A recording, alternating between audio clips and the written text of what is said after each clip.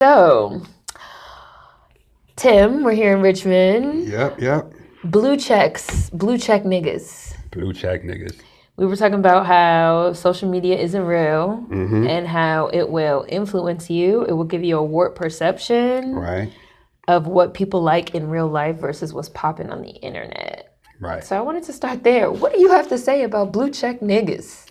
You said that. I concur with that term. Let me hear what you have to say first. I don't like them.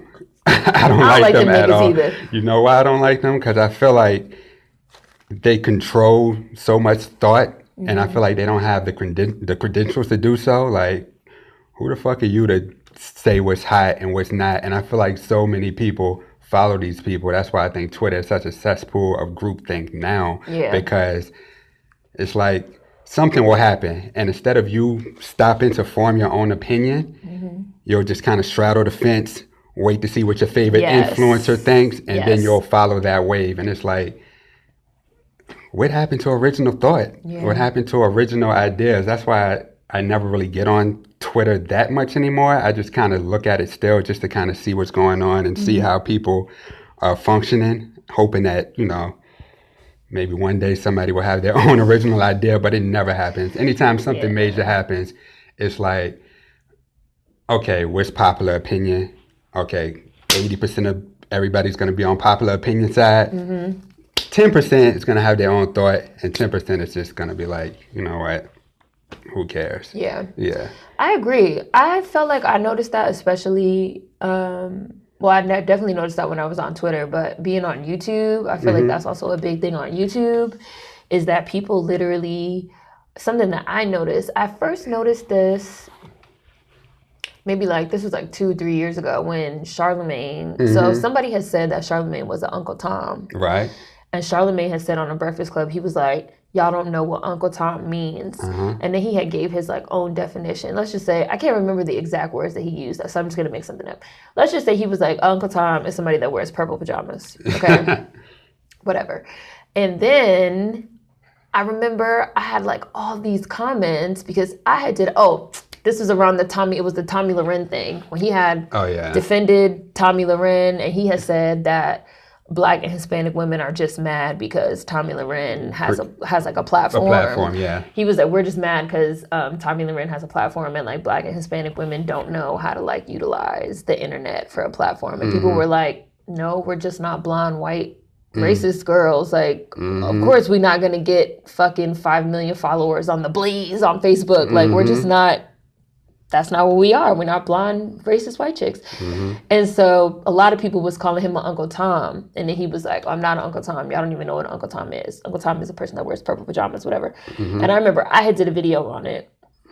And I remember noticing all these comments that all said the exact same thing.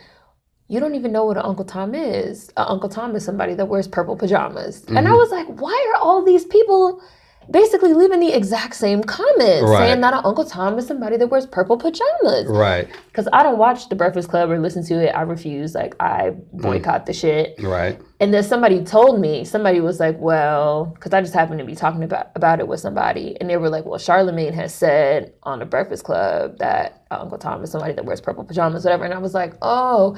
And that was when I first really started noticing of like, people will not even think for themselves. They will literally word for word, like regurgitate what they heard their favorite influencer say, Twitter personality, vlogger, blogger. Exactly. And with YouTube, I think it's like, and like they put Breakfast Club on YouTube and stuff. I think it's also like really bad because you can hear people talking, you can hear their words. Right. So it's even easier for you to just internalize it and sort of repeat it verbatim. That's just kind of scary. It is. It's like brainwashing a little bit. It is.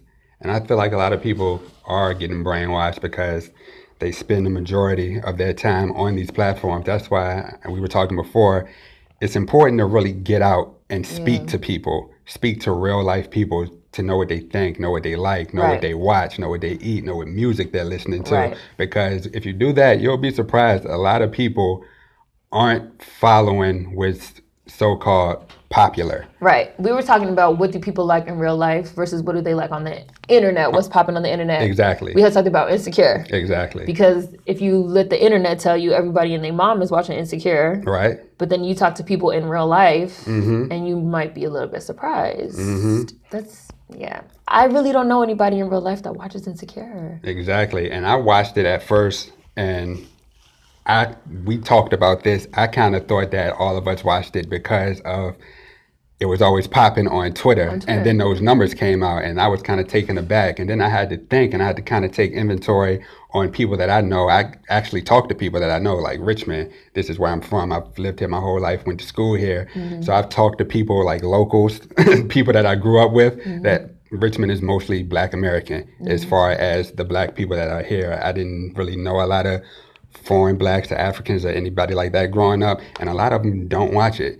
They like Star, they like Power, they like Empire, because I feel like they may feel more represented in these shows versus something like Insecure. What do you think about people, something I've seen a lot of like pushback sort of is, well, I know how I feel about it, but I don't want to influence you, so I'm not going to say until you say what you think. Okay. I've seen a lot of people that say, well, shows like Empire and Power show stereotypical portrayals. I'll also throw Tyler Perry movies in there because Tyler Perry movies always get brought up as well.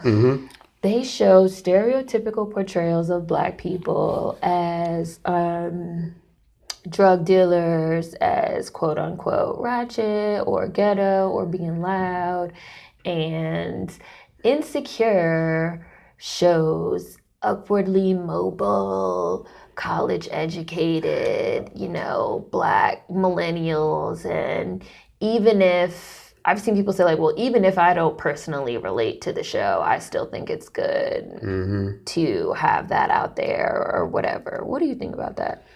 Whew, that's loaded. Let me get a second to think how I want to attack this, because I've kind of thought about this too. I think there's like a certain hierarchy of people, even within us Black people.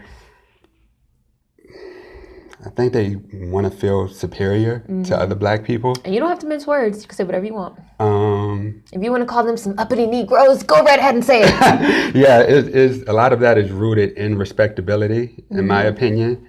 I'll even relate it back to my own experience as a person who went to this school.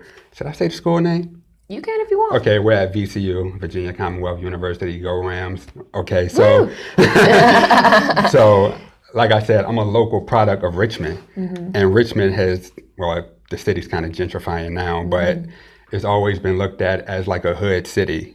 Like it's been nicknamed Ratchman. So yeah, so I'm a local product. So my freshman year was kind of a culture shock, because I was meeting all of these types of different people that I didn't necessarily like grow up around. And they were Black just like me. They may have came from different places. A lot of people come from affluent places in Northern Virginia. A lot come from New York, like wherever. So some of them are foreign, some of them first gen, whatever.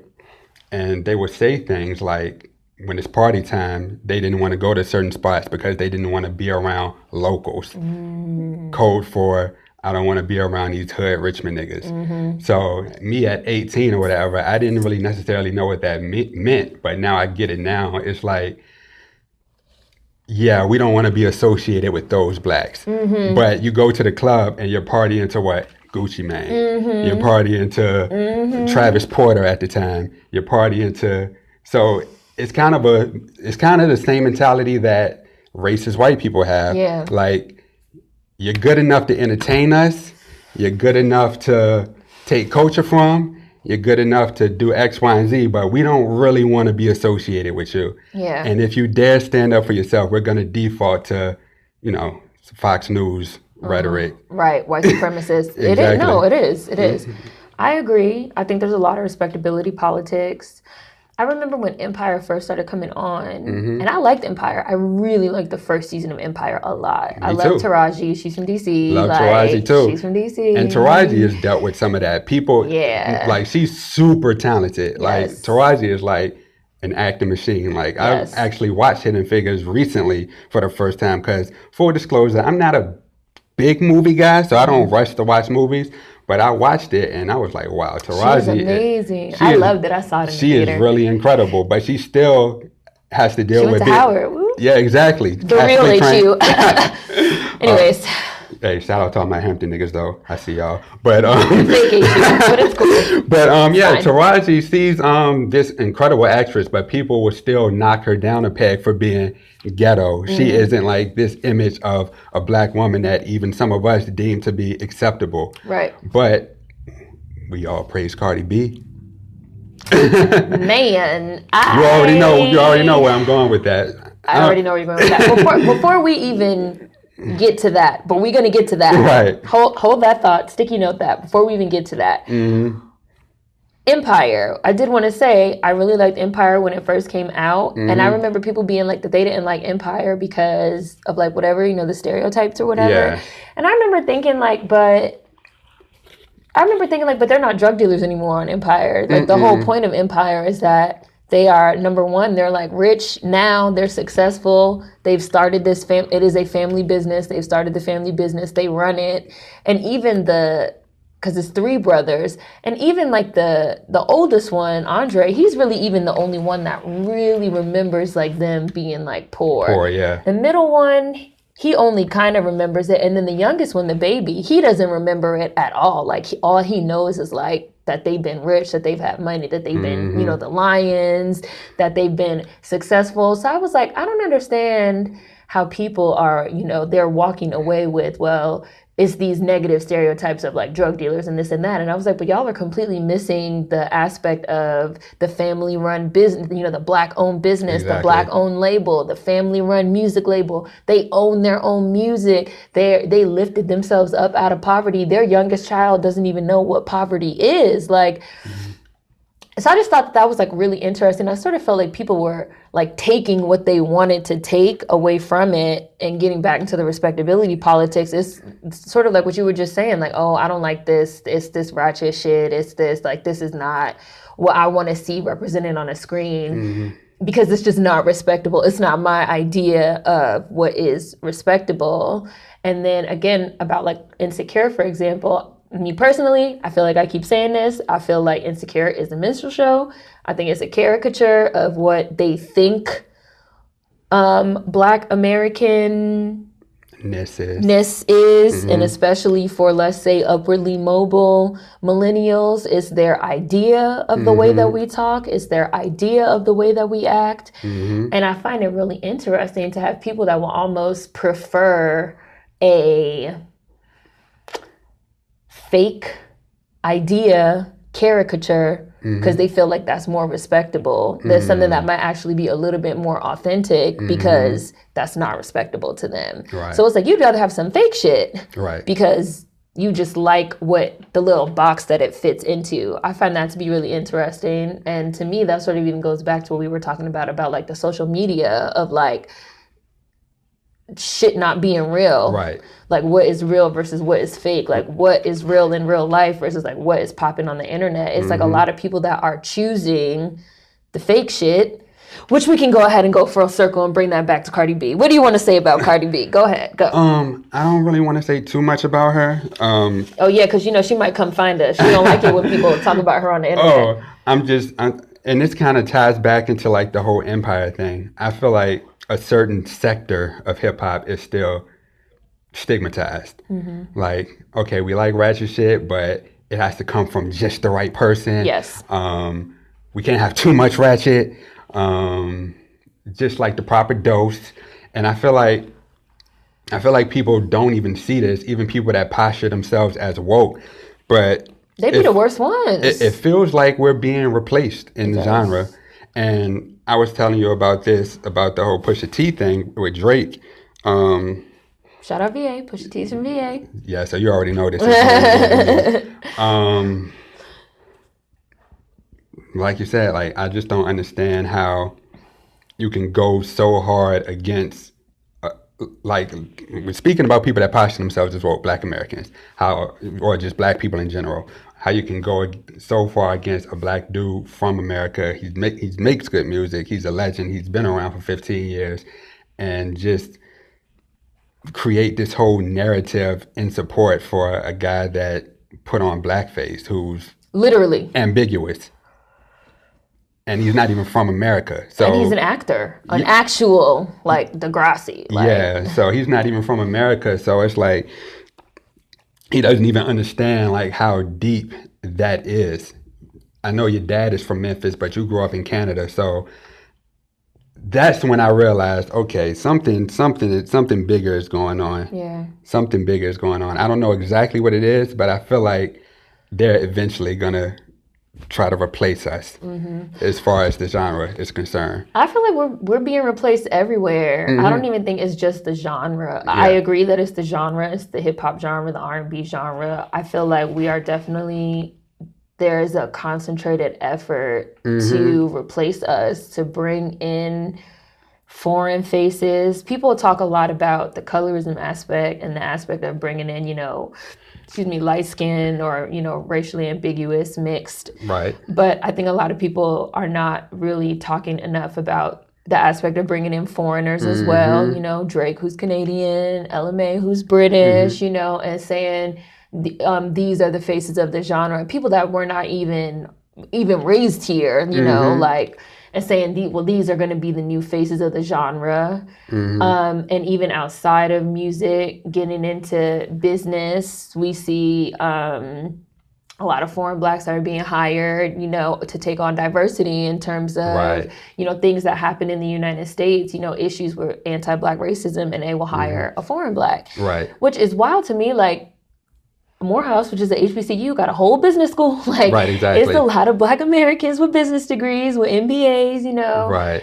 I definitely think there is a effort. We're seeing it in the movies. Like, there's a concentrated effort happening and I feel like I keep saying this, like, again, like, there's a hierarchy. You have, white people at the top, and then you have non-Black persons of color, and then you have foreign Blacks, and then you have Black Americans at the bottom. Right. And it's sort of like, they kind of have learned you can't, throwing a white person in too quick is, like, not going to work. Right. And then they sort of try to, like, slide some non-Black POCs in there, but they getting some pushback. They got some Bruno Mars pushback. Right. Now you're starting to see a few more conversations about Cardi B. Is Cardi B Black? Is she not Black? Like, what are we doing with that? And so now it's kind of like they're moving on a little bit to can we put some foreign Black faces in? And that's causing a lot of questions, because you have people that are like, well, they're Black, so it's fine. Oh, they're dark skinned, so it's fine. So it's this, it's that. And then it's like, well, but we're still ultimately being replaced and also erased. Right. There's a lot of smoothing out, ethnic smudging of our history, or even like going back to Empire, for example. Something even rubs me the wrong way a little bit when I even hear people say, like, well, I don't like that they were drug dealers, or I don't like not every story has to, like, deal with drugs, for example. Like, no, not every story has to deal with drugs. Exactly. No, it doesn't. However, let's not pretend that drugs never happened. Let's not pretend that the crack epidemic never happened. Like, let's not pretend that the war on drugs, like, these are things that happened to us and impacted us. Let's not pretend that some of the biggest stars in hip hop, which is a hip hop show, that's part of their past. Right. Jay-Z, who's probably the biggest figure in hip hop, maybe of all time, and I would probably argue Snoop, but Jay-Z is up there. Yeah. That's where he came from. Right. So, like, so even what it there's something off about that even to me. Yeah. I'm like, what is this, like? It feels weird. It feels like erasure. It does. It does feel like erasure. And I do think, getting even back to the social media and the blue check mark niggas and stuff like that, I think that a lot, and I've been said this, even when I was on Twitter, I used to say, people used to be like, why are you not verified? Why don't you have a check mark? I used to be like, I don't want a check mark. Don't put me in with them blue check mark niggas. Like, all their opinions suck. Like, exactly. To me, a blue check mark nigga is the epitome of somebody that was never cool. And now they think they're sitting at like the cool kids table in the lunchroom. Once they got to college, they was able to, listen to some trap music and feel like they cool. Yeah, remake themselves, rebrand themselves, you know. They took a couple of American music courses. Now they think they could write whole dissertations and shit on trap music and stuff like that. Exactly. And so now they think they're fucking verified to give their bullshit ass opinion. Exactly. But it's like a lot of these people, like, y'all don't even, number one, a lot of them are not even Black Americans. Exactly. And I was going to connect that to the music. Why I feel like a lot of the reason why some of this other shit is moving like it's moving is because if you look at the gatekeepers, the people that write for the people that write for these big brands, the people that you have to impress for them to post your music, the complex niggas, the fader niggas, whatever brand you want to think of, a lot of these women, they aren't Black Americans that are writing about the culture. No, they're not Black Americans. They did not grow up in our culture. They don't have no type of understanding of our culture. And again, even a lot of the ones that did they're fucking nerds. It's a job. It's a job. It's a job. Like I said, they're fucking nerds that went to school to become, music journalists, whatever. And so now they fucking write about this shit, but they don't fucking understand this shit. It's a job. And that's why there aren't as many dissenting opinions. My theory on that is a lot of these people, like certain artists, like if you're a certain tier and you're a certain amount of hot, you're not gonna see many bad reviews about that person's album. Yeah. Like if such and such dropped the album, like somebody that came up, I don't know, let me think of a name, Lil Hirachi. Okay, Lil Hirachi. Sorry, no free promo, but Lil Hirachi.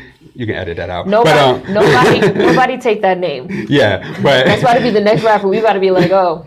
Okay, so Lil Hirachi, he comes up, he's hot. The blue check niggas feel like, okay, this is the next guy. They promote, they push him, they're paid by the labels, blah, blah, blah. So everybody likes this guy. He drops an album. It may be mediocre at best, but these reviewers, they're not going to write that. They're going to give them 8 out of 10s, 9 out of 10s, 10 out of 10s, because a lot of these writers, it's a job to them, and they want to stay on the good side of the people, like the labels, the artists, because they want favors done for them eventually. Right. And it's a job, and they want to keep making money. Right. It's all about the money for a lot of these people. They don't respect the culture. Capitalism. Exactly. Everything goes back to capitalism. Exactly. I feel like the same could be said even again for like the shows and again everything. If this is your job, your job is you a blue check mark ass motherfucking nigga. Your job is to write reviews. Right. Your job is to write reviews for Insecure. Right. If your job is to write reviews for Insecure, you need people to watch it. Exactly. You need people to think it's a poppin' ass show. Exactly. You need to do this whole, we gonna hashtag Insecure watch party. We gonna get this, all this internet motherfucking Twitter momentum going and shit. Cause we need people to think this show is hot because we write about the shit. Exactly. Like that's our job. We can't let the idea of the show fall off because then what the fuck are we gonna write about? Exactly. And I think there's not enough disclosure about that type of thing. And I also do think we are getting into some weirdness, I guess, in terms of people that they're not just people that give their opinions on Twitter. A lot of people have transitioned into now they write reviews and they write, they have these jobs where they do these things. So it's like, can I fucking trust the shit that you even say? Exactly. Because I know that you probably only wrote this high review because you want to get invited to the next listening party. Right. So it's like certain artists will drop albums and it'll be okay. Even if the album is good, like really good, objectively, I feel like it's good. Like, nobody has a different opinion? Yeah. Everybody likes it? Yes. How is that possible? Yeah.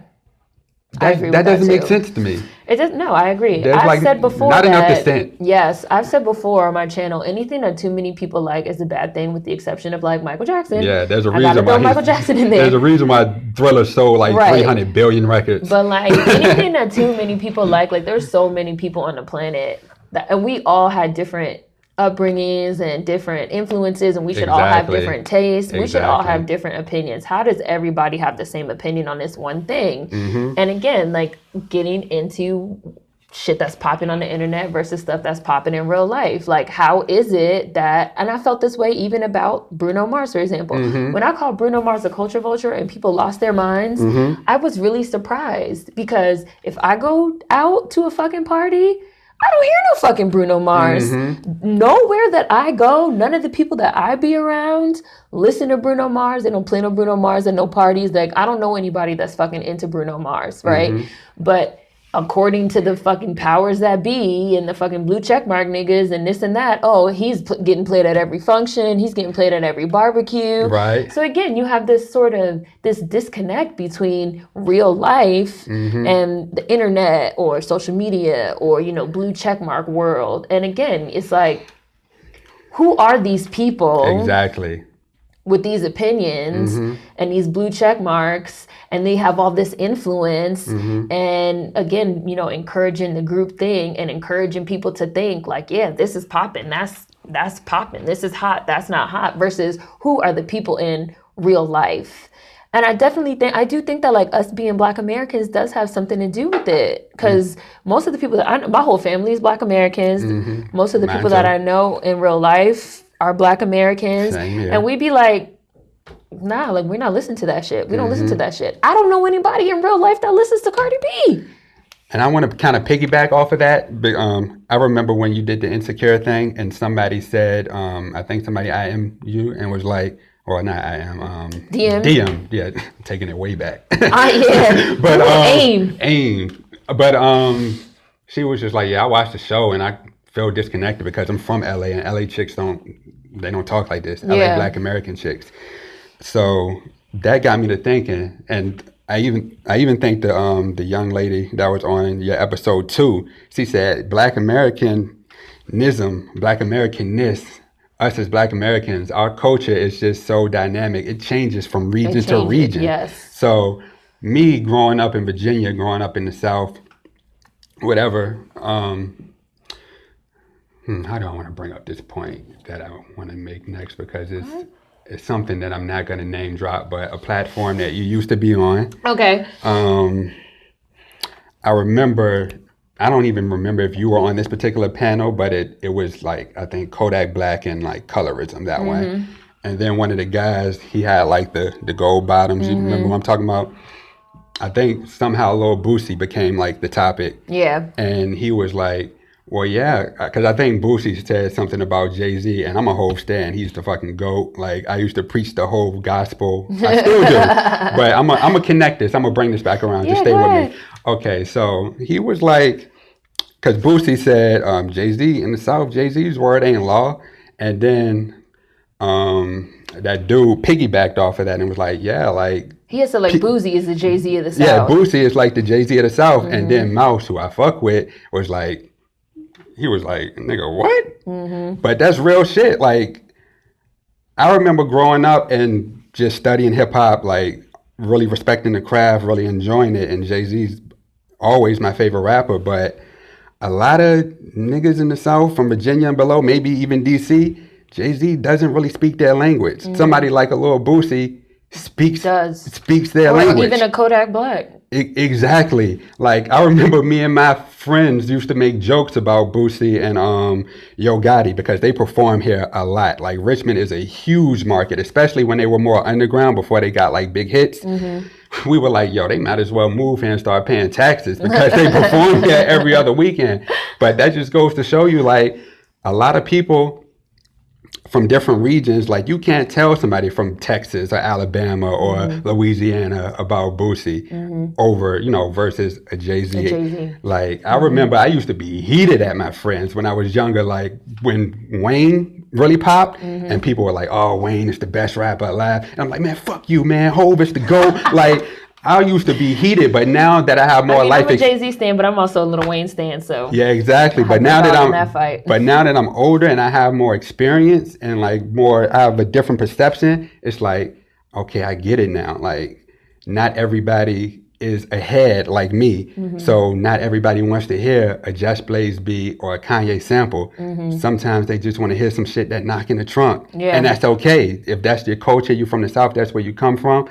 Certain people speak to certain people, and other people speak to other people.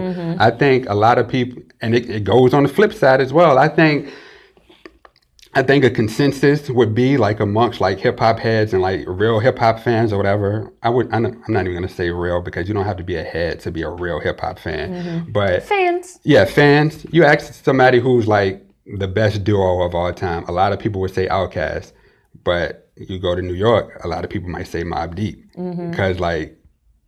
A lot of people in New York would say Mobb Deep. Because them niggas, especially Prodigy. Like, Prodigy is like the most New Yorkiest. Especially rest in in peace, Prodigy. Yeah, rest in peace to Prodigy. Prodigy is one of the most New Yorkiest niggas of all time. Yeah. So, like, he speaks the language. He does. He speaks the language to New York niggas, just like Boosie speaks the language to niggas in the South. So, a person might fuck with Boosie or look at Boosie as look at Boosie as like a Jay-Z of the South. We all understand how influential Jay-Z is, but that doesn't mean that he's for us down here. And I'm speaking for like that's people like I people grew on the up West around. Coast love the fuck out of Nipsey Hussle. Exactly. Like they love Nipsey Hussle. Exactly. And then people be like, Nipsey Hussle's whack. He can't even rap this and that. But like it is, the region matters. Exactly. The culture is dynamic. Things definitely change.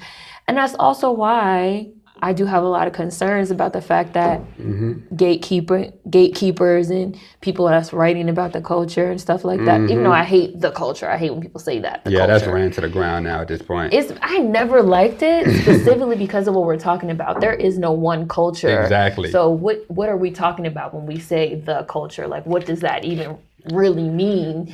But people that write what blue about check niggas sign off on, right? that's Like the what culture. when people are writing about the culture, like what even is that? And especially for somebody that like you're not even a Black American, you didn't even grow up in any kind of Black American culture, even if you think you did, because there's a lot of them that'd be like, well, I grew up wherever. I grew up here, I grew up there. And this is just me personally, I always maintain, like, I'm sorry, like. A lot of them move to these big diverse cities. Like, nobody comes from their home country to move to fucking Arkansas Alabama.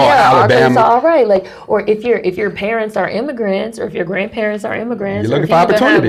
If you even have one parent that's an immigrant, number one, you're going to have that influence on your quote unquote culture at home from jump. So you're already going to be having somewhat of a different perspective than one of us, because we don't have that type of outside influence. Like we are American, like we're just American, like through and through. We don't have no type of outside influence. And then especially if you are talking about growing up in these sort of like melting pot cities, like New York and stuff like that. Like I was just talking to one of my friends the other day, and we've been arguing about this literally for months. My friend was born and raised in the Bronx. Parents are Jamaican. And my friend has just had a really hard time with a lot of the things that we've been sort of talking about. And I was like, but that's just because you're from New York. You have a skewed perspective. Like you have a skewed perspective because your parents are Jamaican. And then I don't know, my friend had a breakthrough the other day. And they were like, I think, like I get what you're saying, because I am from New York, like I am from New York City, and here in New York City, if you're Black, there is almost an expectation that at least one of your parents or both of your parents is an immigrant, right? Which when I moved to New York, I used to get all the time, like, what are you? What are you? What are you? Where are you from? Where are you from? And I used to people would be asking me where, and I never was really asked that question before until I moved to New York. In DC, people used to think I was Ethiopian a lot, because there are a lot of East Africans, Ethiopians and Eritreans and Baisha and stuff like that in DC, but I never was asked, what are you? Until I moved to New York. And then when I moved to New York, it was like, well, what are you? I'm Black. Well, where are you from? I'm from DC. Well, where are your parents from? They from DC? Right. Well, where's your family from? They from DC, and my grandfather's from Pittsburgh, and before that, a plantation in North Carolina. Like, there's this expectation that you are not American, or that you are not from here, that you're a child of immigrants. And so even when we start talking about New York, which is like considered to be a mecca of, quote unquote culture. And so many of the people that, again, is like running these blogs and writing for these magazines and blue check mark Twitter and all this stuff that are considered to be, sort of experts. It is interesting to think about, like, but there's an expectation that you're not even American in New York. but you are considered the authority on American Black culture. Right.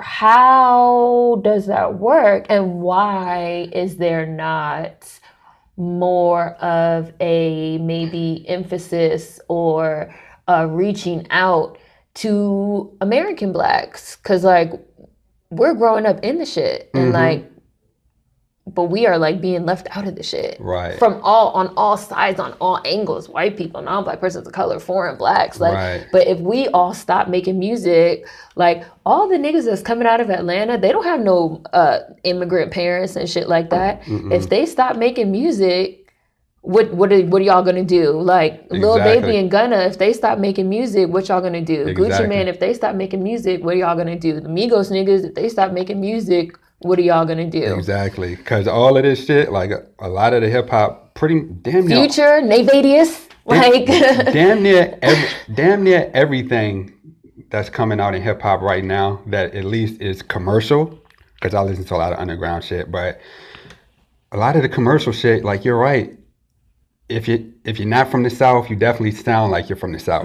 So and a lot of these people that are creating these sounds and have been creating these sounds since probably the Snap era are Black Americans. So shout out to Soulja Boy.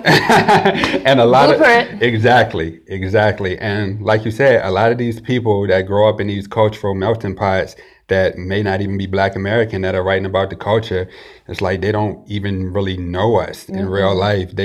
Some of them haven't been to the South, some of them haven't been to the Midwest, some of them haven't been to wherever, you know, they're just in this bubble, this like melting pot bubble, and they don't really know us.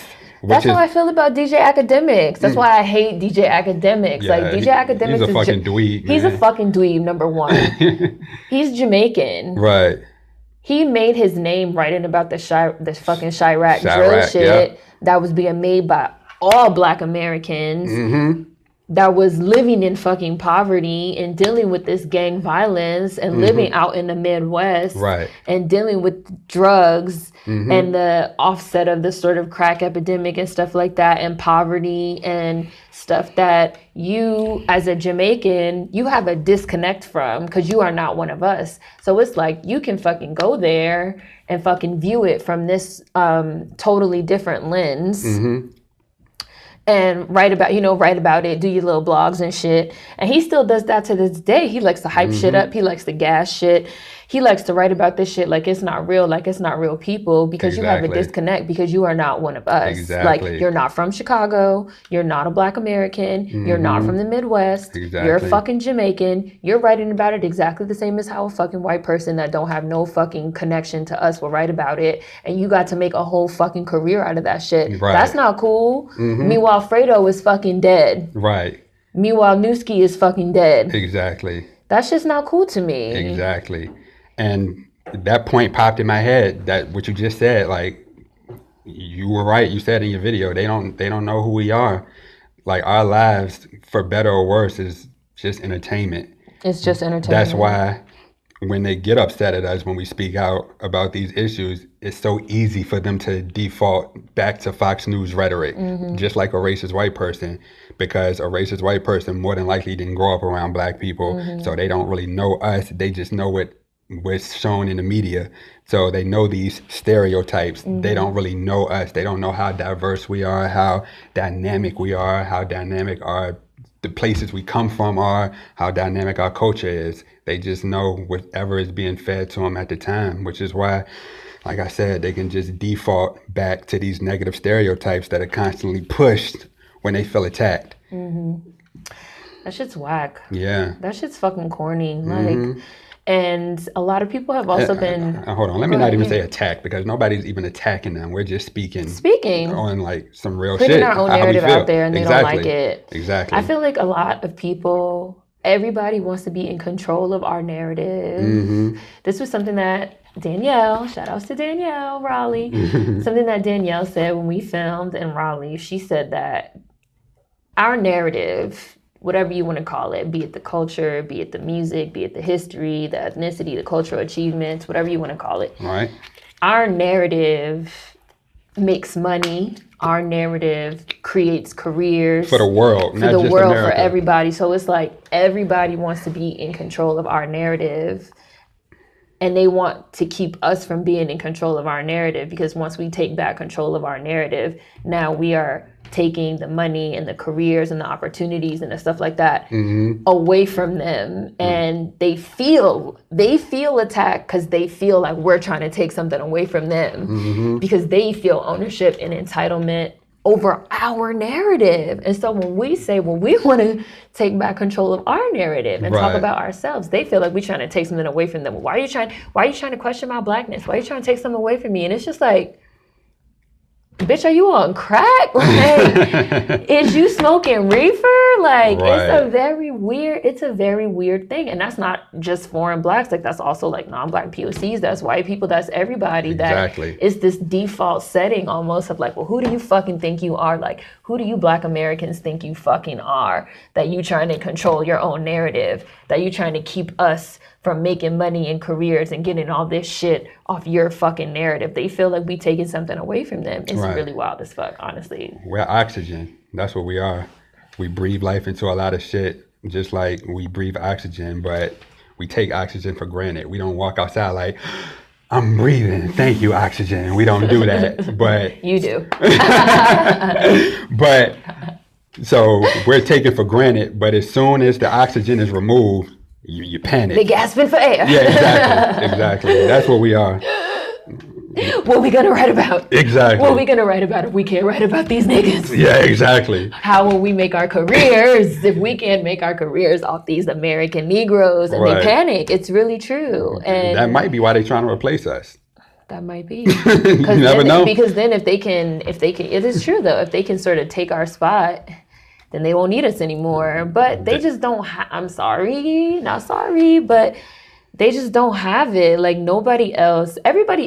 everybody has their own thing. Everybody has their own culture, their own ethnicity, their own history, their own narrative. And I keep saying this, I wish that people would take control of their own narrative and big up their own narrative and make opportunities for themselves inside of their own narrative, instead of everybody trying to sort of take control of this Black American narrative and like wrestle it away from us and like make it their own and sort of replace us so they don't need us anymore. Like, let us have our shit, you have your shit. But it's sort of like our shit is already, I guess, so big and I guess like so poppin' that they don't want to make their own shit or invest in their own shit. And some people have even asked me, and I'm probably going to make a video about this, people have said like, you have so many other types of people, be it whites, be it non-black POCs, be it foreign blacks, that are becoming sort of the go-to in the music industry and in the book industry. I go look up Black authors and all the authors are fucking continental Africans, or you go look up the actors and the actors are all foreign blacks, and the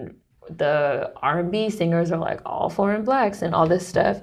People are like, what does that mean for the legacy even of Black American creation when we can't get on? And it's sort of like, we've even seen historically, like rock and roll, like we made rock and roll, they pushed us out of rock and roll died. Exactly. So it's sort of like, what's gonna even happen if we sort of continue to be pushed out? They make these movies, they fucking cast John Boyega as a Black American, the lead in Detroit, the motherfucking movie bombed, So it's sort of like, what? And then if we even like our creatives and stuff get pushed up and can't come up, what, again, just like, what does that mean in terms of legacy and in terms of the legacy of our narrative, of our culture, of our history, in terms of this erasure? And that is also sort of a scary thought. And I think that also ties into the whole people that are controlling and pushing narratives as well, because you have, let's say, somebody like Lovey, who's Nigerian, who's a pop culture blogger, who, she is also good friends, let's say, with Yvonne Orji. They're both Nigerian, right? So you have Lovey, who... And the chick that's playing Harriet. Cynthia Erivo, who's also Nigerian. So you have Yvonne Orji, who got on playing a Black American on Insecure, but now she's getting her own show, First Gen, which is about first generation Africans in America, which I support the concept of the show, but I do not like that she, used our culture as a vehicle to get on, to get her show out. Because now your show's coming out. You're not pulling up any Black Americans with you. Your whole writing room is Nigerians. Right. And you will proudly say, oh, my whole writing room is Nigerians. Everything I'm doing right now is for Nigerians. So you're not pulling up any Black Americans with you, even though that's what you use to get on. Exactly. So what does that mean for us in terms of what are we doing? And then your homegirl, who's the fucking pop culture bitch, she'll write glowing reviews about your show. And she has 5 million followers on Twitter, blue checkmark Twitter. So then she'll tweet about your show every week. She'll hashtag your show like as if your show is popping. It's like a machine. It is. It's like a machine to create a perception. That's what it is. And to get people put on, but nobody's doing that for Black Americans, but everybody's using us and using our culture and our narrative and everything. It's fucking fucked up. And one thing I want to add to that, I don't think it's xenophobic or fucked up to point that out, because like you said, there's something to be said about authenticity. And I think people should just put themselves in like these situations. Like, one thing that I thought about is, say a Hollywood director wanted to make a movie about growing up in Richmond in the mid 2000s. That's me. That's literally me. So I would want you to get a Black American, preferably from the South, because if I'm watching the movie and I don't feel like I could have grew up with this nigga, you know how pissed off I would be if you're doing a movie about Richmond and I feel like I'm not being represented, even though I am literally a dude that grew up in Richmond in the mid 2000s. Like, I mean, that's all we're saying. We want some authentic shit. And I feel like we could tell. People think that we can't tell. We can tell. Like, Get Out was a cool concept, but it wasn't really rewatchable for me because, like I said, remember doing my review. I didn't feel nothing. I remember doing my review and being like, I don't really understand why everybody's losing their mind over this fucking movie. Like, I mean, it was all right, but I didn't feel nothing. I didn't really feel nothing watching him. Whatever the dude's name is, Daniel Kaluuya. That's his name. I didn't really, and I'm sure he's a good guy. I don't want to shit on him, but I don't think he's a good guy. He's a horrible person. But I don't want to shit on him, but I didn't really feel like any type of, it's kind of hard to really explain, but I didn't really feel anything for that character. It's hard to explain. I didn't feel any type of connection. It just felt like, it literally felt like entertainment. It didn't feel authentic. And it is hard to explain. Like, even when we say like people are fucking nerds, like even a lot of like the Black Americans that are sort of allowed to participate in blue checkmark Twitter and stuff like that, it still seems like there's a certain type of person that's preferred, and that's sort of, I think, also getting into the respectability politics. Yeah, exactly. And the people that can express themselves a certain way, or people that went to certain schools, they got certain degrees, they know certain type of words, like they don't curse too much or use too much slang or throw too many N-words around, or again, like people that maybe can be acceptable. Right. And not to say that, again, like every single Black person is like fucking ratchet or has to fucking curse or something like that. It is a little bit hard to explain. It's almost like, there is a certain something that is considered acceptable, that is considered fine, and that is right now being sort of elevated, especially when we start talking about culture and who has the right to gatekeep and to talk about us and to write about us. And it's off. It's off. And I can say, like, I felt that same exact thing as a Black American. Like, this shit is weird. Right. Exactly. And I always hated that. Like, I'm not really a hood nigga, but my proximity to hood is like this big, like this long or whatever. I'm like, I can reach out. Like, I grew up around those type of people. And like, you get to college and a lot of, like, going back to what I was saying, like the whole we don't want to party with locals thing. Like, I'm somewhere between Coretta Scott and Cardi B. It's like, you want to co-opt that image or what you think ratchetness is, or think the hood is. Now but you look down on hood people, actual people. That's a thing. And a lot of the people doing that aren't Black Americans. Yeah, that's the thing, definitely. And I also kind of feel like that has a lot to do with Cardi B's success. Is that Cardi B, again, similar to what I just said about Insecure being an idea, sort of like Black Americanness, this caricature. I sort of feel the same way about Cardi. I'm not saying that Cardi herself is a caricature, because I really do think that's her real personality. Yeah, but I think that Cardi sort of represents to people what their idea of ratchet is, what their idea of the hood is. Yeah, exactly. And she sort of wraps it up for them in this really marketable, palatable, easy to digest package, because she's not dark skinned. I'm just gonna put it out there. Exactly. She's not a Black American. People like to argue about whether or not she's Black. I don't think the bitch is Black. Y'all can argue about that shit all fucking day long, but she's definitely not a Black American, and she's definitely not fucking dark skinned. If that was fucking Cash Doll, a fucking Black bitch from the South, if that was Megan Thee Stallion, fucking Black bitch from the South, from Houston. Cash Doll's from the South? I thought she was from Detroit. I thought she was from the South. Oh, is she from Detroit? Yeah. I know that. I don't want them yelling in the comments. I know that Dej is from Detroit. I didn't. Maybe she is, though. Maybe I'm thinking that because she was on Big Sean's album, and that was kind of like her, I guess, coming out party to like the rest of like people. Maybe that's what I'm not going to say that you have Dej and Cash Doll confused, but I know that people do get Dej and Cash Doll confused. But I'm not saying that you do. She might be from Detroit, like I might be confused. Yeah, somebody correct us. Somebody correct us. Let us know where Cash Doll is from. Yeah.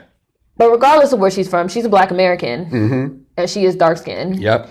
Megan Thee Stallion, who is from Houston, like, if they acted the way that fucking Cardi acted, and I just keep saying this, and I maintain that this is true, they would be all motherfucking types of ghetto, uncouth, Black ass bitch.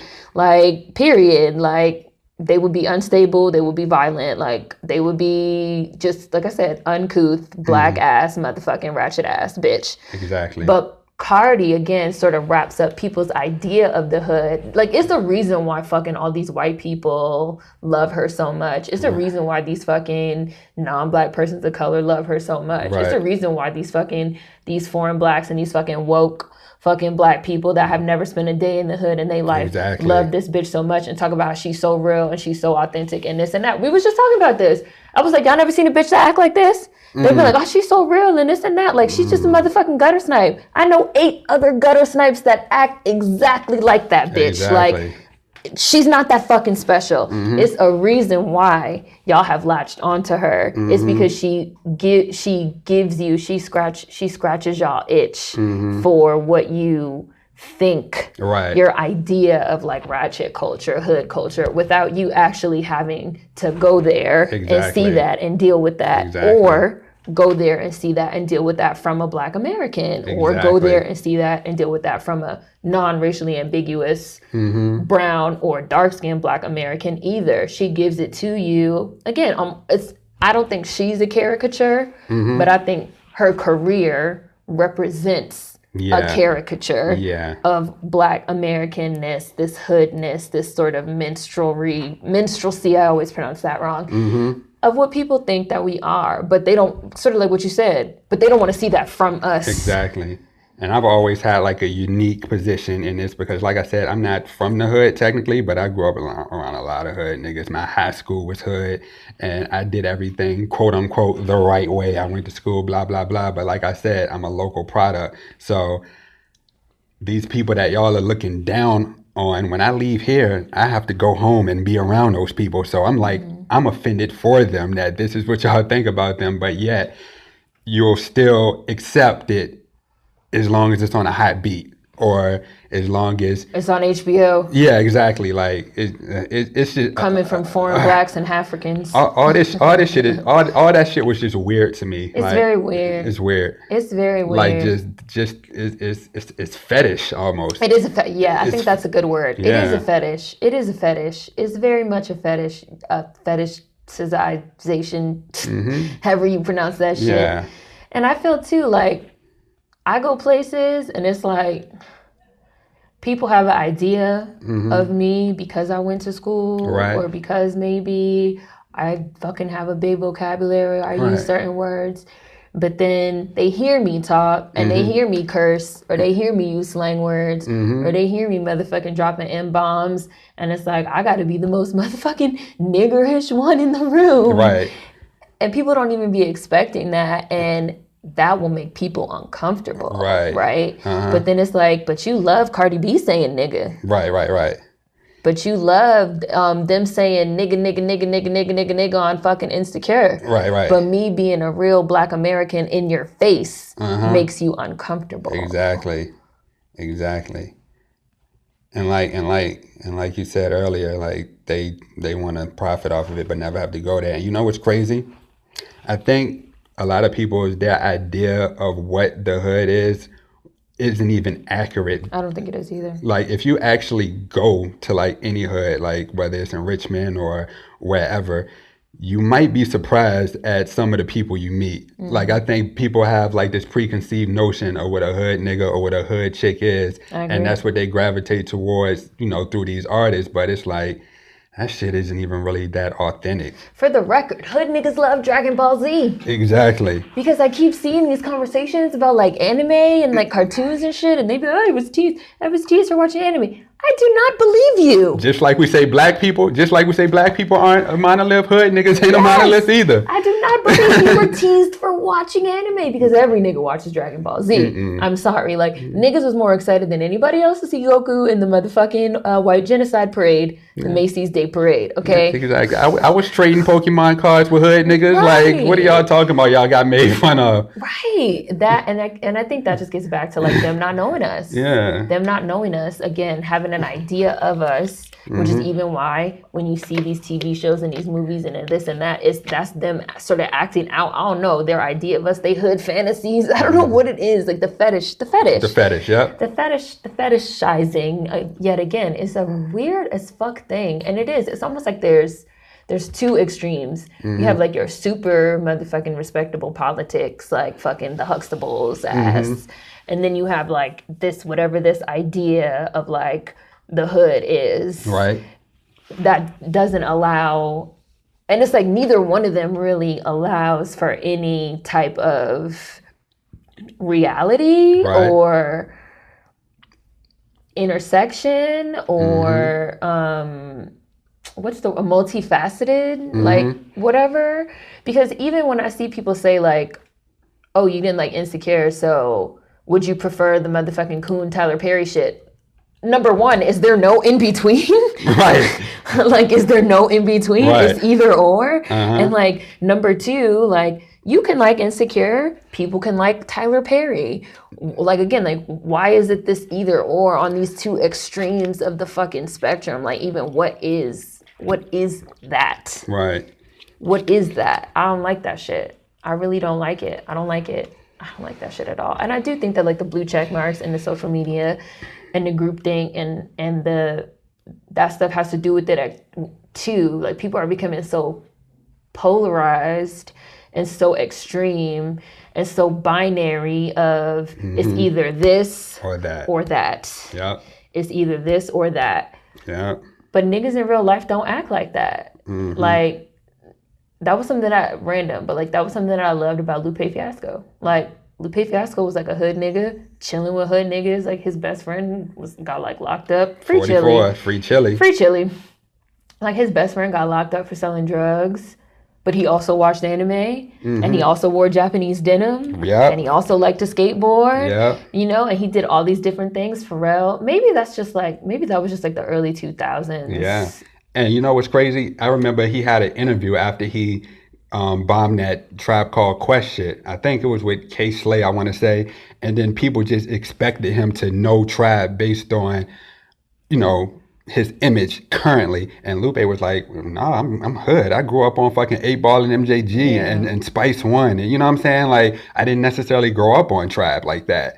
So just because I'm this person now doesn't mean that they try to put you in boxes. They do. So it's, yeah. And that, I even think that's the media. I think the media now, well, obviously, especially with social media, the media now is a lot different. I think Black Americans also maybe had a little bit more control of our own narrative, especially we're talking about like early 2000s, sort of versus now. And I think there was maybe a more even-keeled media representation, and even just like more of people being themselves. Like people really were themselves, I think, a bit more. And the representation was a bit more fair. And I think you did have a lot more Black American writers back then, and people that were conducting interviews. And especially like late 90s, early 2000s was when like, you know, rap and hip hop was really getting hot and really going mainstream. But for the most part, a lot of us were like still in control of the narrative. And now you've kind of seen these others kind of swoop in, seeing the money that could be made, capitalism. Seeing the money that could be made and the profit margin, and skewing the narrative. And also people have definitely seen with the advent of social media how like extremism gets views, it gets clicks, it gets numbers. And so now you also have more of a push of these like polarizing opinions and this like really extreme stuff. And if you're not being super fucking extreme, you're not going to get anywhere, which is also fucking whack. Yeah, like it's all about money, like, which is why nostalgia is such a big thing. Because it's one thing. That's how I feel about the fucking nostalgia shit, bro. One thing that occurred to me like maybe a couple weeks ago was like, you got all these people, they're like, they won't let the 90s go. They won't let the 90s go. But they only pick out like the part of the 90s that they feel like was like the dopest or the most relevant. Most profitable. Like, oh, we gonna do a photo shoot in Fresh Prince wear, or we gonna wear a Hillman, I don't know, a Hillman College, whatever. But some of these same people will sit up there and say that Black Panther was the first Black superhero movie, even though Blank Man and Meteor Man came out in the 90s. Yeah, they don't be knowing nothing about nothing. But they get paid to write whole think pieces about the shit. But they don't know, and they can't even do the simplest of fucking Google searches. Like, you can't pick and choose what you accept from a certain era. Like, you got to accept the whole thing or don't accept it. Like, so it's kind of... And I feel that way, too, because people be like, 90s. Number one, the 90s was like 10 years. Like... You had gangster rap in the 90s. You had fucking shiny ass suits, Mason Diddy in the 90s. You had you had the East Coast, West Coast rap in the 90s. You did also have like the Fresh Prince shit in the 90s. Like you had fucking Summertime with Will Smith and DJ Jazzy Jeff in the 90s. You had but then you also at the same time had like rock, the grunge rock shit was also happening in the 90s. Like a lot of shit was fucking going on in the 90s. But if you didn't even become interested in, I'm going to just say American culture. If you didn't even become interested in American culture until 3 years ago, when you became a writer for Complex and realized that there was some money to be made off the culture, you would not know that. You wouldn't know that. And you're writing from this really narrow lens with all this influence. All of it. With all this influence, because people are also taking what they read and what they see and what they perceive on the internet and Twitter and stuff like that to be real and to be real life. And I also think that's extremely dangerous. Yeah, you pluck out the biggest stuff to paint the whole narrative about the whole decade. So anything involving TLC, anything involving like the classic Nickelodeon shows, anything involving like Fresh Prince or Martin, and you think that it was the 90s. Yeah. Those and just again, it's very limited profit margin. What could be monetized? What is easily recognizable? What could we dress people up in and people know it right away? What is a beat that we could fucking use and people know what it is right away? Like that fucking Cardi B Bruno shit was whack. The video was fucking whack. The song was fucking whack. That shit was lame and fucking corny. It was a blatant, obvious fucking cash grab. Just based off of the fucking nostalgia and the cross colors and the earrings. People, like, again, number one, people think that's all the 90s was, and that's not what it was. Nope. And then it's just like, this is a blatant, and number one, neither one of these niggas are Black Americans. Right. And you have them fucking dressed up like fucking Fresh Prince and fucking TLC, who were Black Americans. That's erasure. But they wouldn't bring like Death Row era style shit back. No. Because that would be seen as too dangerous. Too edgy, not respectable. Not respectable enough, and too fucking ratchet, and too, why are we bringing this back and glorifying it? What could be mainstreamed and palatable Exactly. and rebooted and rebranded and made profitable for 2018. All about and money. People are just going right along with it because they don't know anything about us and they don't even have no type of investment in our culture. Like, I remember like fan mail. Like, I bought fan mail. I was young. That was like, no scrubs, right? Yeah, that was like no scrubs era. Like, for me, my era was same as you. Sort of was like early 2000s, like the early to mid 2000s, and like the Soulja Boy era and the ringtone rap era and like all that stuff. So like late 90s, I can like remember, and like early 2000s and on, I can like really remember. And even late 90s was when we started getting more into like the really futuristic, like no scrubs and the sort of like cyberpunk, like the Matrix came out in like 98 or 99. Right. Like, and then you had, everybody was doing the dodge the bullets dance. Right. The Sierra, like. Right, exactly. And so it's like, even that was like late 90s. Exactly. We don't even see none of that. Like, exactly. Because people just don't know. I say rap casuals, but we could even extend that into like culture casuals. Right. They don't know about the movies, the comic book stuff, the superhero stuff. They have this very limited scope, this very limited window of what they think we are, and they use that to inform their opinions on everything about us. Right. And to form this sort of weird false narrative around us, and then get offended when we say, that's not us, and matter of fact, stop fucking talking about us. Exactly. Then we mean, and we gatekeeping, and who the fuck do we think we are, blah, blah, blah. People know Soulja Boy because Soulja Boy has kind of stayed in the public eye for a while, but I wonder if these like complex niggas, blue check niggas, wonder if they remember them franchise boys. Cause they walk so all these other niggas can. They walk so all these other niggas can run. Like if I walk, if I walk into a party with a bunch of these blue check niggas and I just did this, no, would they know where that's from? They wouldn't know. They wouldn't know. Oh my god. We was just playing fucking Young Chris and Future. Racks on racks on racks. Right. Racks on racks on racks. They wouldn't know that. Because they just got into the culture 5 years ago. We was just talking about. I was like, do you remember when Future first came out and people was like, who the fuck is this? And everybody hated Future. They probably don't even know he's Dungeon Family. They definitely don't know that he's fucking Dungeon Family. They don't know that he has any affiliation with fucking Outkast or fucking Big Boy. They don't know nothing. Right. They don't know anything. All they know is swag surf because they seen it on YouTube. And now they try to do swag surf at everything. But I was really in them clubs when swag surf was at its peak. Me too. Like, I was really in them clubs when swag surf was in its peak. I was really in them clubs when it was lean with it, rock with it. When it was, we was just talking about Young Jock, me in the club, right, exactly. Going down, little motorcycle dance, walk it out. Like, they don't know. They just know what they think. Yeah. And it is like weird. They know what they need to know to get a check. They know what they need to know to get a check. They do. They know what they need to know. Real shit. They know what they need to know to get a check. We breaking all type of fourth wall. We talking to you directly. Shout out to the creative director.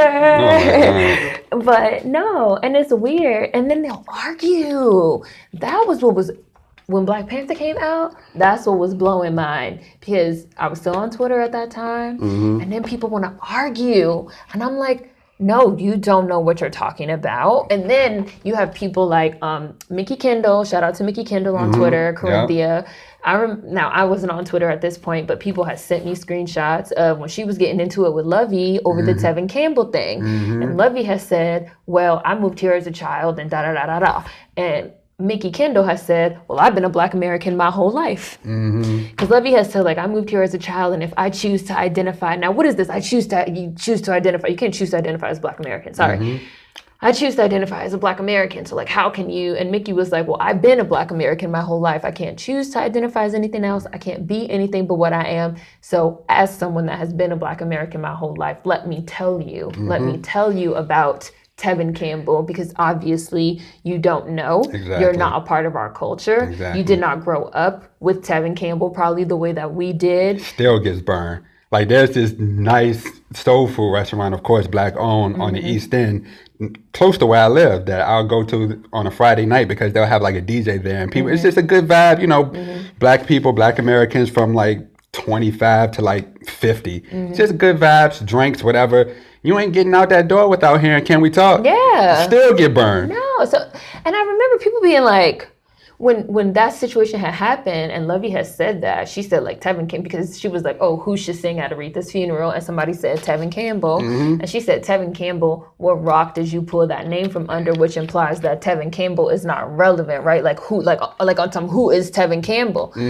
And Black American niggas was like, do not pass go, bitch. Do not collect $300.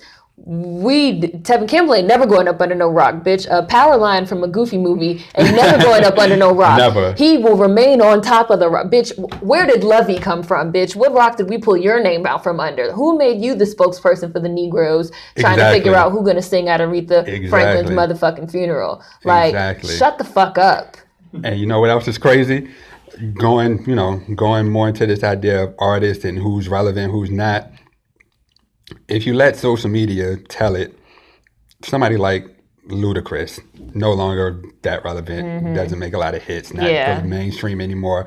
Who gives a fuck about him? He just wants to do like 100 Fast movies. Yeah. But I actually went to a Ludacris concert over the summer. It's like this outside pavilion type situation in the West End. I went. And I was shocked at the crowd that he drew. I would go see Ludacris. His big foot.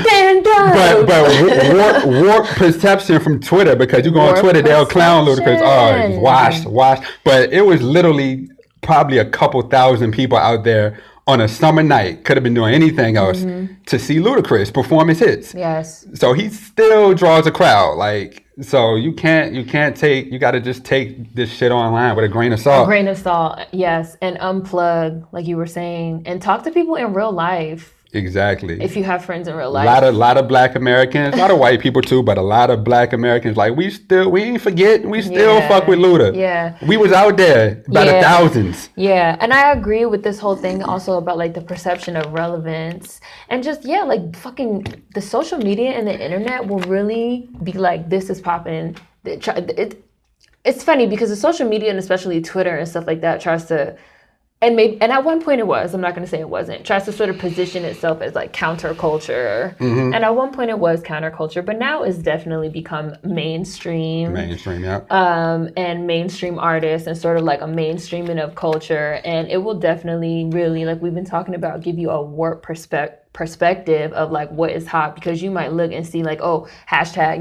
this hashtag is trending. And so you will really think that's like some poppin' shit. Like I had said when I was talking to Danielle, I was like, Lil Baby and Gunna drip too hard. I hear that shit everywhere I go. Like everywhere I go, I hear that song. Like everywhere I go, I hear that song. Even like every time I fucking open Instagram stories, it's people singing along to the song. Every time I look at somebody's fucking picture, I see Bad Little Vibe. Like that is the motherfucking caption. Right. But then I might go on Twitter. I think Instagram is a little bit of a better barometer than Twitter is at this point in time. I might have somebody send me something on Twitter and they be like, oh, that motherfucking some random ass Cardi B song that I've never heard. They'll be like, oh, number one. Oh, another number one. Like, oh, Billboard number one. So they'd be like really into the number one. And people don't realize that labels pay for number ones. They do pay for number ones. And people really don't That's why I always hated that argument when we started talking about, like, even with Drake, Pusha T, who's better, like... Well, Drake has all these number ones. I hate when people bring up numbers and like rap. It's whack. Arguments. I hate it. I remember people had said that during the Drake and Meek Mill beef as well, which I think there was a lot of respectability politics involved in that beef, because you had the motherfucking dark-skinned Black American from Philly, from the streets, that was going up against the polished, light-skinned Canadian Drake with all the pop rapper with all the fucking hits. Right. And I remember that, like, Meek Mill has said what he said and like did his diss track, which was full of nothing but truth. And then Drake came back with his track. But since Drake is basically in bed with Apple, he has this like Apple deal. The track was recorded, mixed, and mastered in 24 hours and released on Apple and became like a number one. And people was like, oh, Drake won. I was like, how does Drake releasing the song on Apple and the shit going to number one overnight equate to him winning the beef. Right. The bars were subpar. The song itself was subpar. He didn't dispute anything that Meek Mill said because everything that Meek Mill said was motherfucking true. He got put out there for having a fucking ghostwriter, which he still to this day has never recovered from. I don't want to hear it. Drake's career has not been the same. Everybody knows he has ghostwriters. But people were just like, oh, well, his song came out on iTunes. It went #1, so he won. And I was just like, and then with the social media, because I was on Twitter at that point too. And it was a lot of like, Wendy's and Burger King and corporations and again randoms throwing in their 2 cents, and I'd be like, y'all don't even go here. Get up out this Black American motherfucking business. Exactly. Another that's like we oxygen. Like I said, like we breathe life into everything. You'll have teams, restaurants, like even still, of course, to this day, just their Twitter handles. They're trying to be cool. So whatever, the new trend is or the new slang that a Black American come up with, they try to incorporate it in their tweets to drive engagement and impressions, and everything's all about algorithms. All that is fucking bullshit. Like, I don't want to see an ad on my phone because I thought about something. Like, it's crazy. Like, it's just in your brain. Yeah, exactly. Black Mirror. Like, I literally spoke about. Like that actually happened to me yesterday, but my phone is probably listening right now. I'm gonna get it. Yeah, that actually happened to me yesterday. Stop listening. Because I was talking to somebody about something about a shoe store, and an ad came when I was looking at IG live stories or IG stories. An ad came for that shoe store. I was like, I know I didn't type this. I was just talking about it, and now I'm being advertised to. Like, I don't like this. Yeah. No, it's true. And that also goes into the sort of packaging of our culture for consumption, right? And the profit margin, the profitability. How do we pick out what is the most profitable, what is the most easily recognizable? Again, cross colors, easily recognizable, easily profitable. It follows sort of all of the rules for advertising. People can look at it right away. They know what it is. They get an idea. They want to buy it. It's this idea of something sort of cool and again, 90s and the nostalgia factor and the accessibility and the advertising and how can we sell it? Exactly. And I do think, you had a lot of people that have realized that they can sell shit. Exactly. And that they can sell aspects of our culture and that they could bandwagon on it, jump on it. And then again, you have people that are like foreign Blacks or, non-Black POCs that are Black adjacent, white people. I grew up in the hood too. I'm just like you, they're adjacent, they're Black adjacent that have also realized, oh, I can also sort of get on this profitable, this profit margin and sort of sell and people are going to eat it up. God damn you, capitalism. Right, exactly. You just ruin everything. They'll advertise that shit all day, but they won't advertise like Black sweatshirts, Black jeans or Dickies and Chucks. That's just as 90s as cross colors. Yeah. West Coast niggas was rocking. That's what they were rocking. Yeah. But it's not as, like you said, profitable. It's not as recognizable. Yeah. Like, it's not easy to mainstream it. Exactly. It's not easy to instantly sort of attach with people's idea of what is Black Americans are, who we are, and what we do and what we think and how we act. The amount of times that I've seen people say like, oh, it's 90s, it should be Timbs and bamboo earrings. There was more than Timbs and bamboo earrings in the 90s. Like, it should be fucking baby hair slicked all over the forehead and finger waves and Timbs and bamboo ears. Like, what else was out in the 90s? Missy Elliott in a big garbage bag. Right. Why don't I see some people wearing garbage bags and goggles? VA. But that's crazy. Like that ludicrous shit really opened my eyes on like kind of like it was crazy because I feel like I could have went on Twitter instead. Like, groupthink has to die. I feel like I could have went on Twitter. Groupthink is scary. Yeah, I feel like I could have went on Twitter that afternoon before the show. Oh, about to see Ludacris. I'm so excited. And somebody would have been like, imagine going to see Ludacris in 2018, LOL. But we was out there though. What rock did you pull that name from under? Ludacris.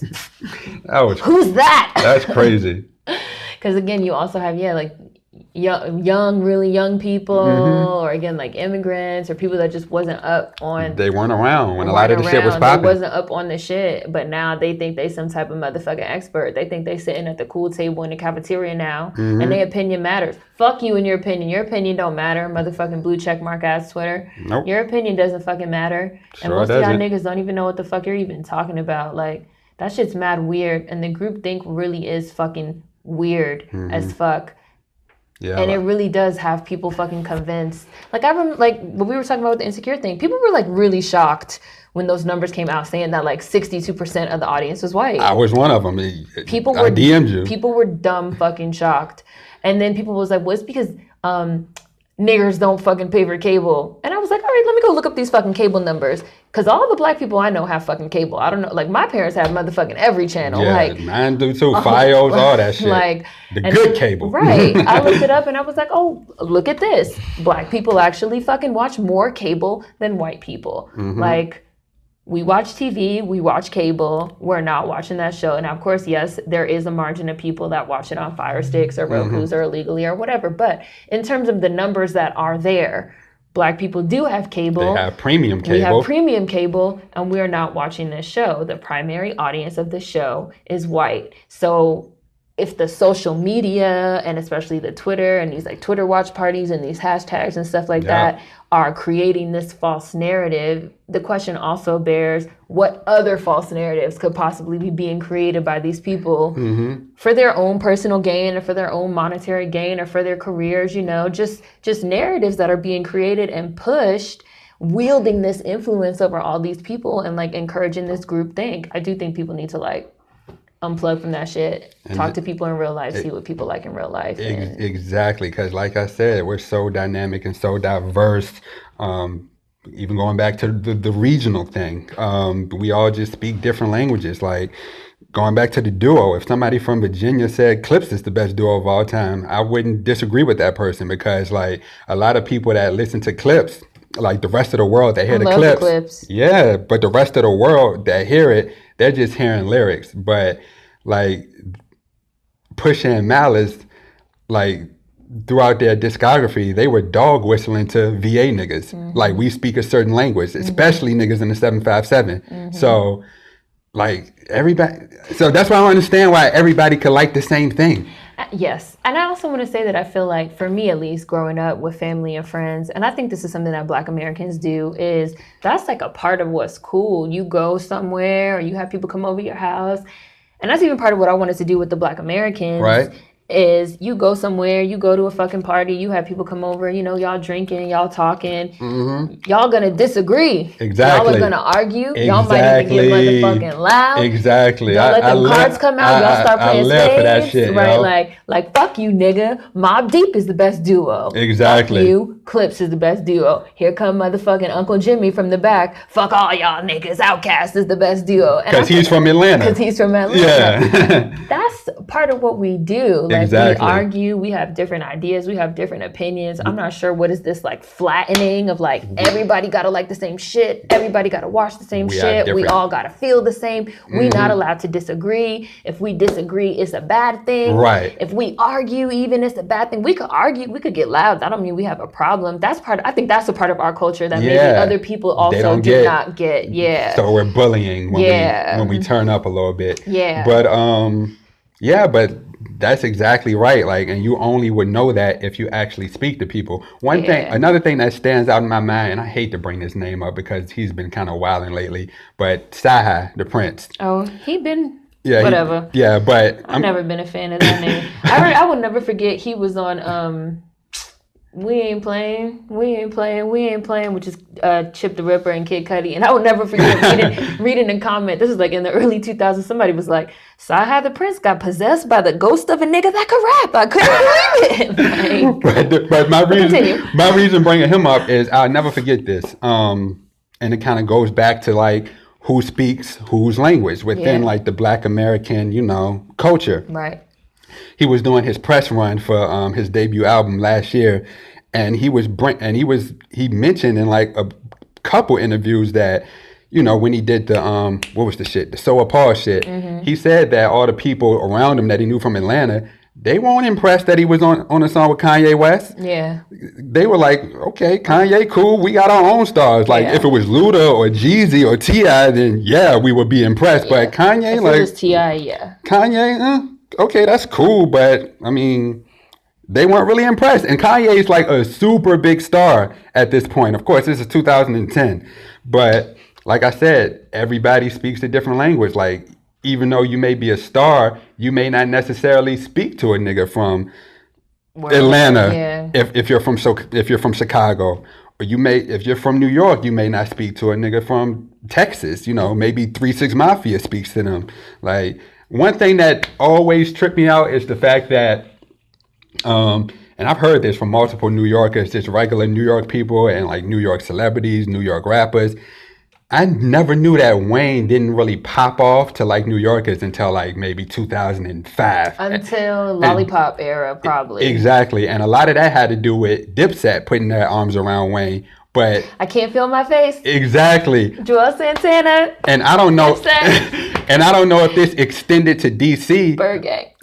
And I don't know if this extended to DC, but Wayne has been a star to us since like 97. Like, one of my first CDs that I've ever heard, like, that I wasn't supposed to listen to, I have an older sister. She's about 7 years older than me.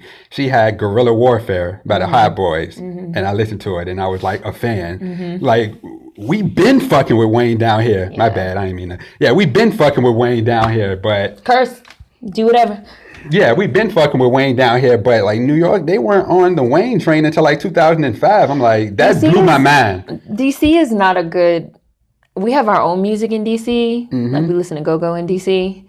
So there's stuff that I heard in DC, like go-go songs that I did not know were real songs. Because like go-go, they do just like go-go covers of everything. So there's stuff that like I would hear a go-go cover too.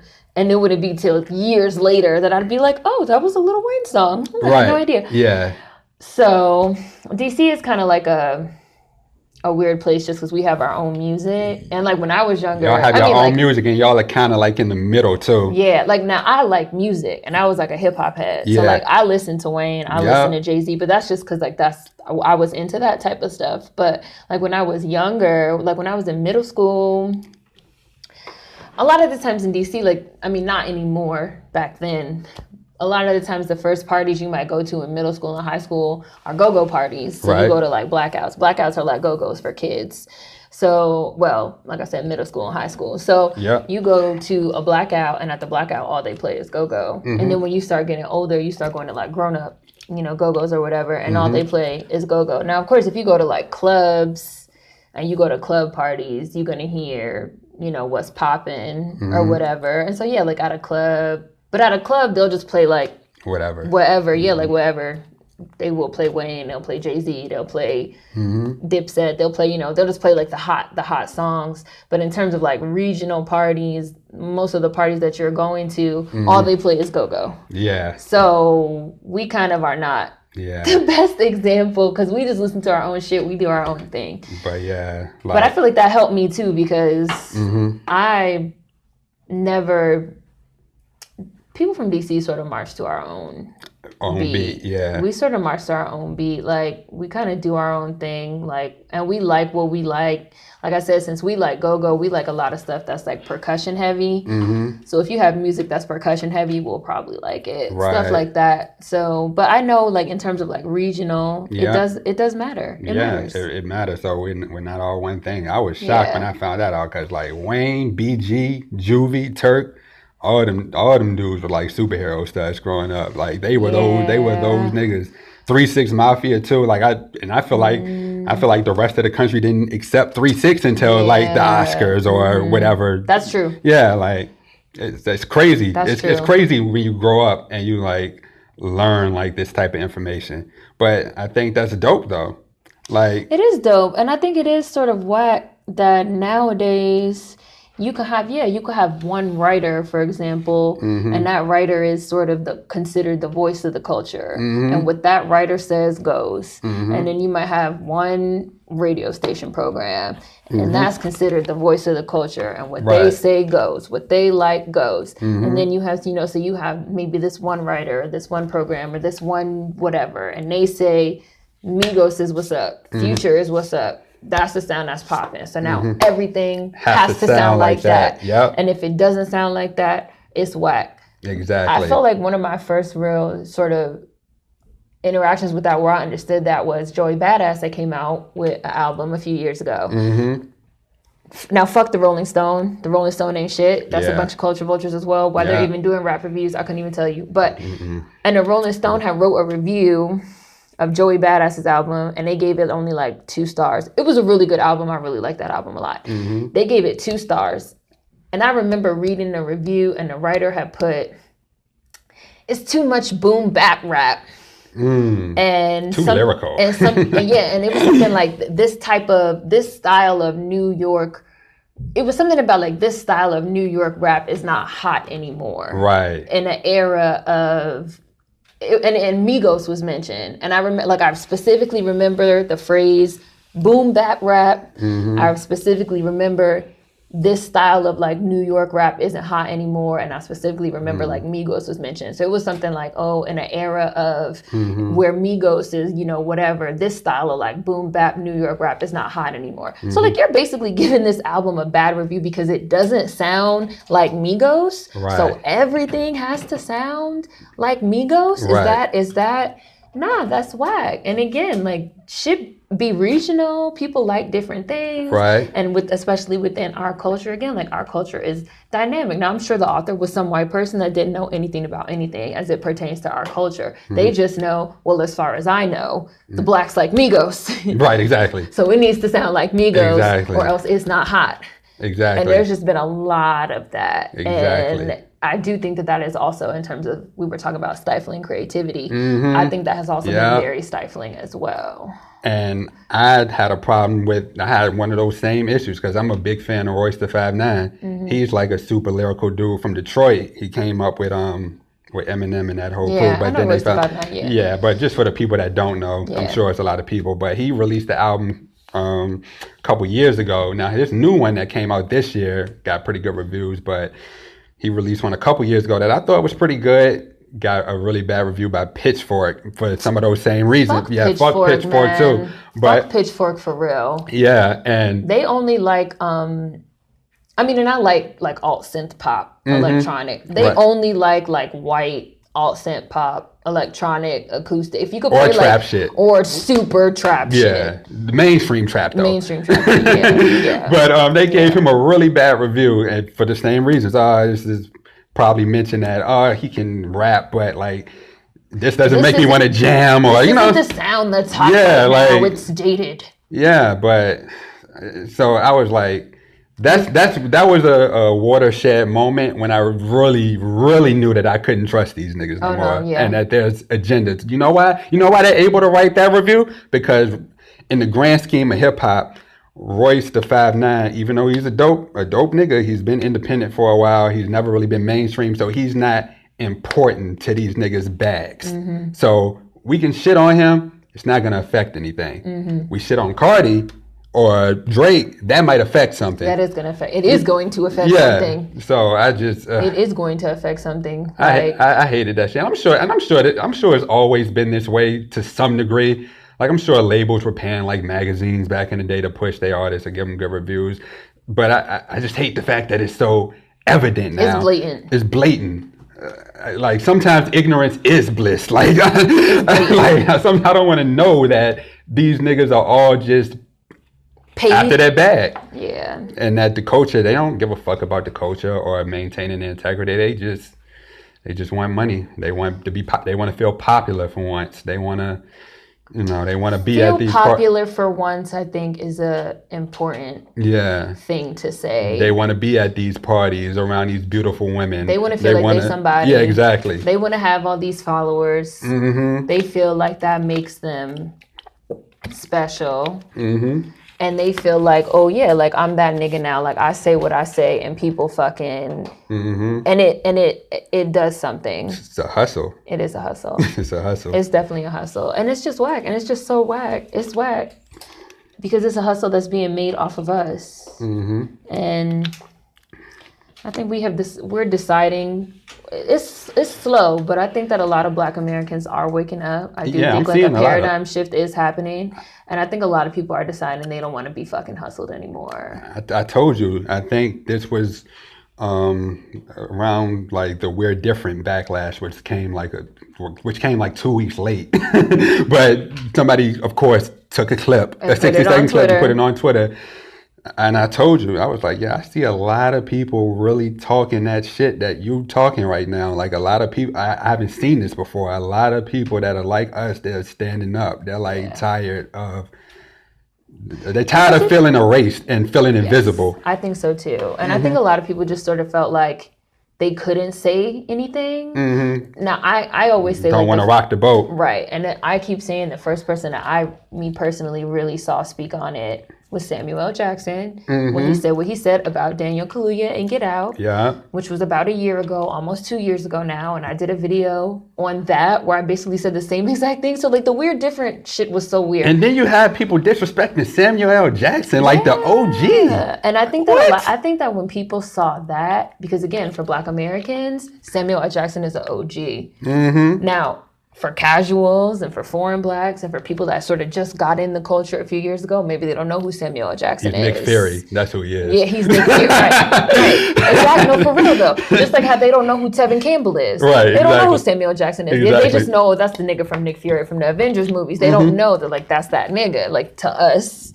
And so when I first seen people trying to disrespect Samuel L. Jackson, who was one of the first people that I saw sort of speak out publicly about, is this erasure? Is this appropriate? I think that sort of planted a seed in a lot of people's minds in terms of how should we feel about this? Right. And I think ever since then, so like I said, that was maybe a year or two ago, we've sort of been very slowly kind of like, oh, we're being erased. We're being disrespected. It's a lot of outsiders. We're being monopolized. We're being manipulated. Our culture is being sort of mainstreamed and prepackaged and sold. And I just think a lot of us have just sort of been really waking up to what is going on. And I think it's cool. I think it's dope.